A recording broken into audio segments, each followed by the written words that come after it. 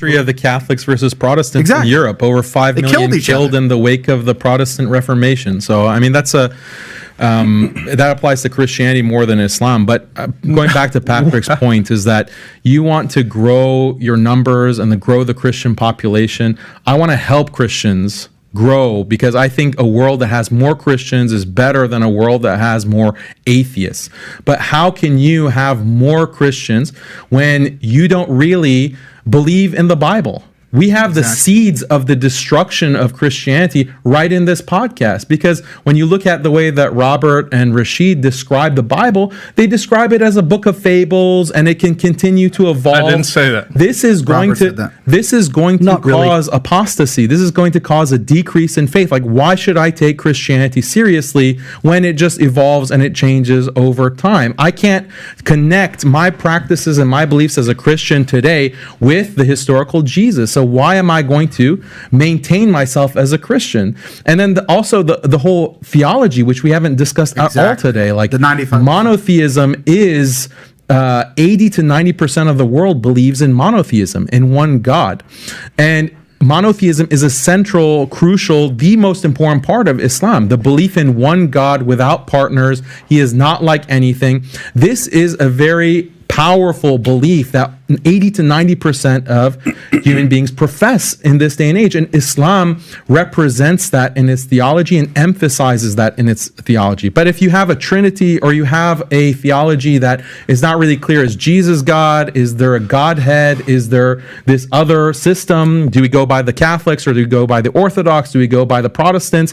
You don't have a consistent theology. Sunnis and Shias, they all agree on monotheism. God is one. He is not like anything. They agree on the Quran. Yeah, there can be some theological differences and nuances between different schools, but there's not the same kind of disparity or variance between Christian sects and this idea of the Trinity, which frankly no one can understand. Like, what does it mean to be 3 in 1? مقطع أروع ما يكون. دانيال بيقول لهم مشكلتكم انتوا تتعارك في نقطتين.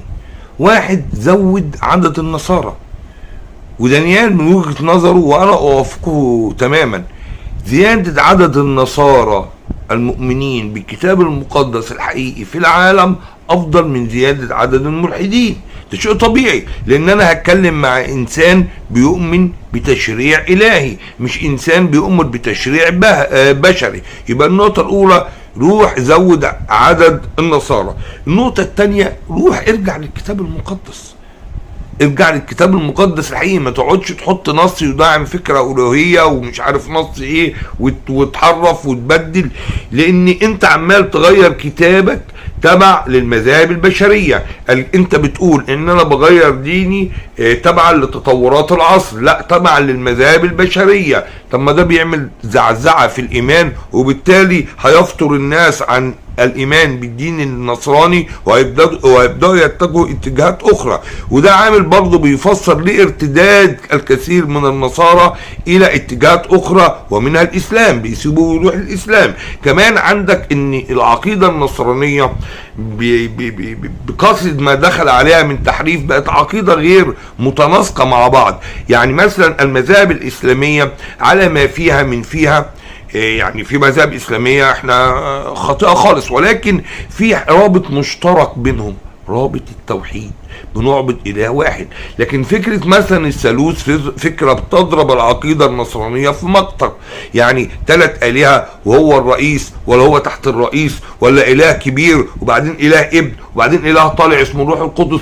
لما ده بيضرب العقيدة النصرانية وبيعمل زعزعة. فعليك الرجوع إلى العقيدة النصرانية الأصلية والارتباط بها. يبقى مطلوب حاجتين: النمو النصراني، لأن في الدول الغربية يعني مفيش إقبال على الإنجاب، فده بيعمل انكماش لعدد النصارى. كمان التمسك بالتقاليد، أو آسف بالدين النصراني الصحيح، ما تقعدش تدخل فيه تحريف والكلام دوت. كلام جميل جدا، وكلام برضو نغزة كده تحت.